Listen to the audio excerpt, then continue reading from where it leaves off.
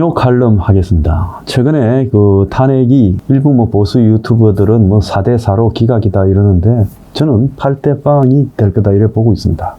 그래서 윤통이 중대 결단을 하고 우리가 최선을 다해서 마지막까지 정말 싸워야 된다. 이렇게 생각을 하고요. 그러가 안 되면 어떡하냐. 그러가 안 되면 어떡하는가에 대해서는 또 제가 오늘 2부에서 대안을 말씀드리겠습니다. 사실 저는 이런 모든 부분에 대해서 단계별로 제 대안을 이렇게 계속 제시해 오고 있어요. 그래서 그렇지만 모든 환경들이 갖추어지지 않으니까 제 대안이 무시되거나 그러죠. 예를 들자면 원탁회의를 이재명이가 민중당 데리고 하잖아요. 야5당. 그 안에 이석기당도 들어있잖아요. 그러니까 이 보수 내부에서 이런 것들을 빨리빨리 수용 안 되어지는 측면에 대해서는 저는 좀 안타깝게 생각합니다만은 그것도 현실이라 생각하고 싸워 나가야 된다 이렇게 보고 있습니다. 자, 그래서 제가 오늘 말하고자 하는 주제는요. 지금 벌어지고 있는 이 상황은요. 탄핵 기각을 위한 싸움이 아니라 체제 전쟁 내전 상황이라는 겁니다. 그래서 이리 일비하지 말고요.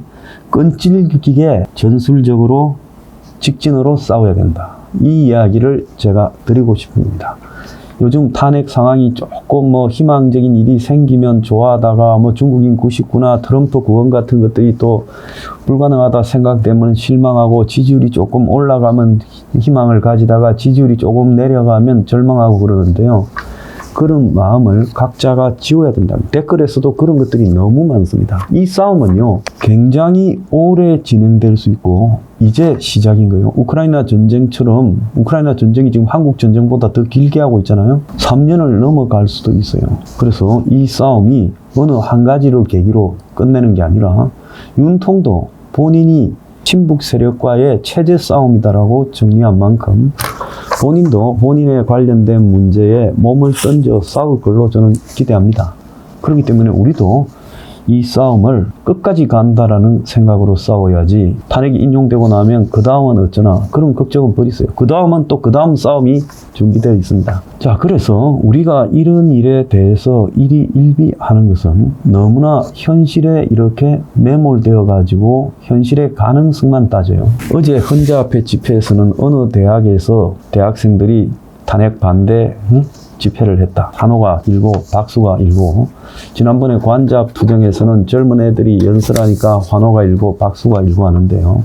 그거 중요하지요. 필요한 부분이고 중요하지만 그런데 일이 일비해서는 안 된다. 이 싸움의 전체의 크기로 보면요. 12월 3일부터 시작됐는데 지금은 초입에 일어나고 있는 아주 미세한 움직임에 불과하다는 거예요. 그래서 제가 어제 말씀드리지 않았습니까? 주술이나 희망회로에 몰두하지 말고 현실적 투쟁으로 직진해서 싸워가야 됩니다. 싸움은 계속될 수 있습니다. 그래서 여러분들이 탄핵이 인용되고 나면 그냥 넛을 읽고 나자빠져서요 한탄이나 하게끔 그렇게 가면 안 됩니다. 그래서 또 다른 싸움을 거기서 또 벌리면 돼요. 그러니까 지금은 일단은 저 조기 대선 운운하는 국힘의 배신자들을 갖다가 분명히 기억을 하고 그걸 분노를 동력으로, 우리의 싸움의 동력으로 만들어서 계속 싸워야 되는 거예요. 그래서 지금 이제 막바지, 어제 이제 변론기일은 종결되고 25일 날 이제 최후 진술을 듣고, 그리고는 이제 3월 10일쯤에 선고할 거라고 봅니다. 이재명이 공직선거법 2심이 3월 20일께 있으니까 아마 그것보다 빨리 선고를 하겠죠. 자, 그래서 이 탄핵판이 짜고 치는 사기극이다라는 것은 한덕수 총리의 탄핵에 대한 권한쟁의 심판과 가처분에서도 드러납니다. 그 3부에서 제가 말씀을 드리겠습니다. 혹자는 아침에 이런 댓글을 저한테 달았더라고요. 지금 길거리에서 윤석열 말하는 사람 아무도 없다. 간신도 없다. 욕하더라. 서포 15조 어디 갔냐는데요. 저는 서포 15조를 비롯한 저의 사회개혁적인 이런 주장들, 5+3을 비롯해서요. 그거는 전부 보수 안에서 사회개혁을 하기 위한 수단입니다. 제 그 서포 15조 내용 중에서 공짜로 돈 주자라는 거 하나도 있습니까? 없잖아요. 그래서 이재명식의 금품살포 좌파 파퓰리즘과는 분명히 구분되고 그 다음에 퍼주기식 복지와는 분명히 구분되는 부분이다. 그런 입장에서 봤을 때 저는 보수를 개혁하기 위한 보수에서 제일 왼쪽에 있는 진보 우파를 자처해 왔어요. 저한테 스포 15조 어디 갔냐 하는 사람은요, 좀 뭔가를 착각한 겁니다. 체제 전쟁에서 저는 고민을 했죠. 이건 체제 전쟁이다. 그러면 나의 주장을 일단 내려놓고 그걸 갖다가 다시 또 강조해야 될 시점에 강조해야 된다. 나는 좌파 친북에는 갈 수 없지 않느냐. 100%입니다. 내가 2002년에 민주당에 되고 이것은 좌파 종북 정당이다라고 성명 발표하고 탈당했을 때 이후로 저는 단 한 번도 친북 좌파 세력을 두둔한 적이 없어요. 그래서 저는 대학 시절부터 주사파들을 너무 겪어봤기 때문에 일선에서 주사파들과 몸으로 싸우고 온 사람입니다. 실제 대학 때 주사파들과 몸싸움도 했어요. 그런 제 입장에서 봤을 때 이 싸움에서는 이게 체제 전쟁이다라는 부분, 또 내전이라는 부분을 인식하고 그 속에서 보수 우파의 대의적 가치에 합류할 수밖에 없다라는 겁니다. 저는 중간에서 지금 망설이고 있는 사람들요, 그 사람들은 친북은 아닐 거예요. 그럼 친북이 아니면요, 보수로 와야지요. 그렇지 않습니까? 지금 대한민국에 진보가 어디 있습니까? 친북만 있지. 부패한 친북만 있어요. 그러니까 이런 싸움에서 중간에서 망설이면서 이럴까 저럴까 하거나 황장수가 배냈다고 하는 사람들, 그 사람들은요, 자신들이 사고의 체계 속에 이념에 대한 어떤 판단할 능력이 부족하기 때문에 그런 헛소리를 하고 있는 겁니다. 자, 그래서 이 싸움은 오래 갈 거다.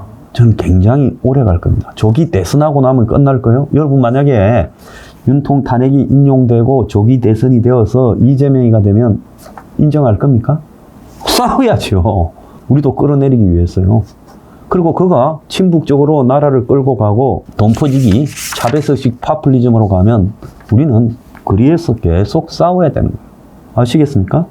그리고 대선 국면에서 그럼 우리는 뭐 어떤 자는 홍준표 지지하고 어떤 자는 김문수 지지하고 흩어져야 되냐? 아닙니다. 제가 2부에 그 이야기 할 겁니다. 우리는 대선 국면에서도 또 싸워야 된다. 그래서 이 싸움이요, 굉장히 오래 간다. 만약에 범우파에서 참 하늘이 도우고 해서 우파 대통령 후보가 선출됐다 하더라도 저 좌파들의 또 다른 공격에서 또 탄핵 안 당한다는 보장이 있겠습니까? 그러니까 저는 이 싸움이 한국에서 향후 5년 정도 지속될 거다. 최소. 왜? 미국의 트럼프가 지금 전 세계를 갖다가 뒤집고 있듯이 한국에 대해서도 우크라이나식으로 자신의 한국을 패싱하고 자신의 북한과의 협상을 받아들이라고 요구할 겁니다. 친북 세력들은 그렇게 해줬으면 좋겠다. 노벨 평화상 추천하겠다. 그렇게 말하고 있잖아요. 민주당 이재명이가요. 그러니까 우리는 그 경우도 또 싸워야 돼요.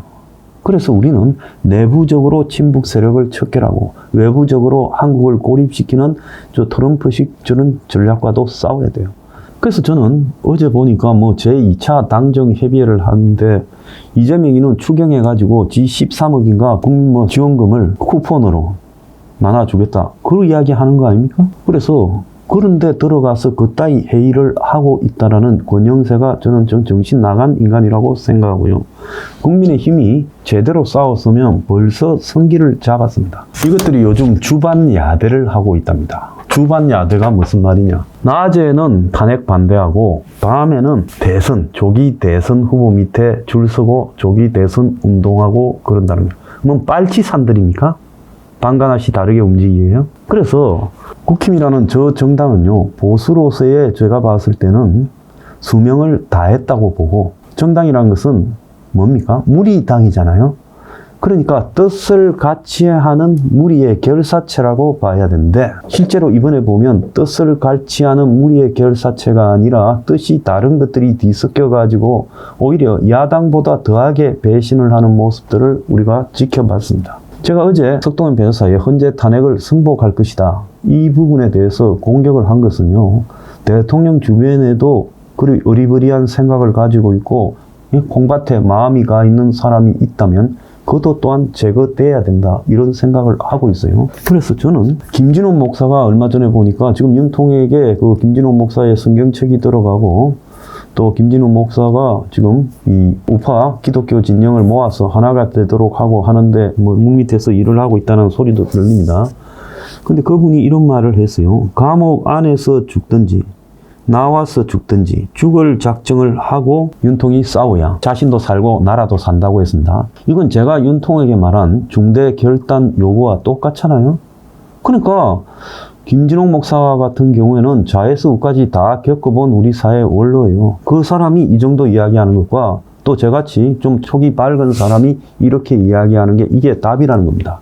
그래서 우리가 3월 10일께 있을 탄핵 결과에만 목을 메고 중리산이 할 게 아니라 탄핵이 어떻게 되든 일단 탄핵을 기각시킨다 생각하고 그때까지는 딴 생각하지 말고 열심히 더 싸워야 돼요.